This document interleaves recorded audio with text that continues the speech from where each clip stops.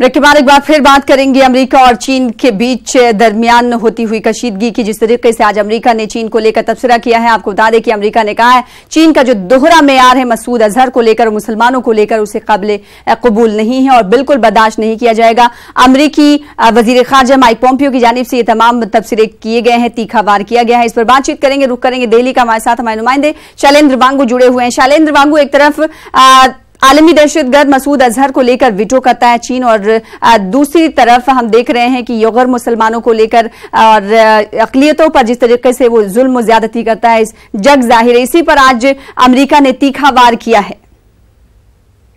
बिल्कुल, ये एक कड़ा बयान है अमेरिका की तरफ से चीन के लिए। उन्होंने साफ कर दिया कि एक तरफ से युगर मुसलमानों के लिए लगातार चीन कार्रवाई करता है और इस तरह के इल्जाम लगाता है, लेकिन वहीं जहां पर एक इस्लामिक टेरर ऑर्गेनाइजेशन जैश ए मोहम्मद के सरगना की बात करें तो उसको यूएनएससी में शील्ड करता है, तो कहीं ना कहीं फिर एक बार उस मुद्दे को लेकर जो कि यूएनएससी में बार बार लटकाता है चाइना, रोड़ा पैदा करता है, उस मुद्दे को लेकर एक बार फिर अमेरिका ने लताड़ लगाई है चीन को इस मामले को लेकर और कहा है कि जो चीन है वो दोगला रवैया अपनाता है। एक तरफ वो अपने यहाँ पर जो सैकड़ों युगर मुस्लिम है उनके खिलाफ वो इस तरह की कार्रवाई करता है, लेकिन जहां कार्रवाई करने की जरूरत है यूएनएससी में इस्लामिस्ट टेरर आउटफिट्स के खिलाफ, वहां पर वो उनका बचाव करता है। तो ऐसे में एक कड़ा मैसेज जरूर है, वो भी तब जबकि यूएस ने एक बार फिर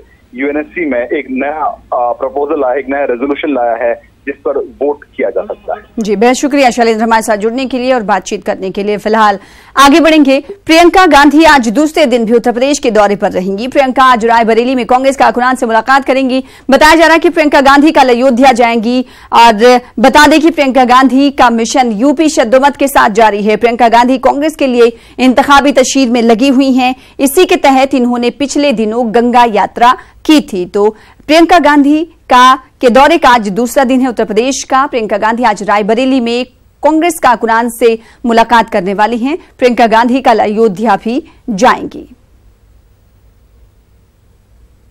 तो प्रियंका गांधी के रायबरेली दौरे पर आइए एक नजर डालते हैं। ग्राफिक्स के जरिए आपको दिखा रहे हैं। प्रियंका गांधी पार्टी कारकुनान से मुलाकात करेंगी, खिताब करेंगी। दोपहर 12 बजे 5 असेंबली के पार्टी कारकुनान से मुलाकात करेंगी। 29 मार्च को अयोध्या दौरे पर रवाना हो जाएंगी प्रियंका गांधी।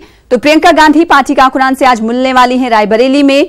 ये तमाम तफसीलात उनके दौरे को लेकर, और आज आपको बता दें कि उत्तर प्रदेश के दौरे का प्रियंका गांधी का दूसरा दिन है और इस दौरे की तफसीलात आपको ग्राफिक्स के जरिए बता रहे हैं। लोकसभा चुनाव के लिए बीजेपी पूरे तौर पर तैयार है। बीजेपी के कौमी सदर अमित शाह आज आसाम के दौरे पर रहेंगे। अमित शाह यहां 2 मेगा रैलियों से खिताब करने वाले हैं। तो तमाम सियासी लीडरान की जानिब से इंतखाबी तशहीर में तेजी देखी जा रही है। लोकसभा इंतखाबात के लिए तमाम सियासी पार्टियां एड़ी चोटी का जोर लगा रही हैं। इसी कड़ी में बीजेपी के कौमी सदर अमित शाह आज आसाम का दौरा करने वाले हैं और वहां पर वो रैली से भी खिताब करेंगे। आगे बढ़ेंगे। मनी लॉन्ड्रिंग मामले के मुलजिम रॉबर्ट वाड्रा की उबूरी जमानत की अर्जी पर पटियाला हाउस कोर्ट में आज समाअत होगी। 27 मार्च को रॉबर्ट वाड्रा के वकील सीबीआई कोर्ट में हाजिर नहीं हो सके थे। पिछली सुनवाई में रॉबर्ट वाड्रा और मनोज अरोड़ा के वकील ने कोर्ट में अपनी बहस पूरी कर ली थी। अब ईडी कोर्ट में अपना मौकिफ रखेगा।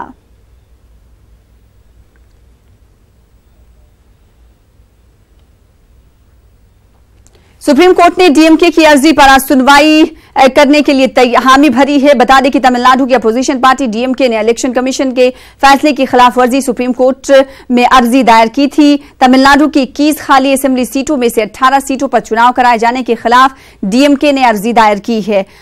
अर्जी में कहा गया है कि तमिलनाडु के 3 खाली असेंबली सीटों पर भी चुनाव कराए जाएं। वाज़ेह है कि तमिलनाडु में 18 अप्रैल को लोकसभा इंतखाबात के तहत वोटिंग होनी है।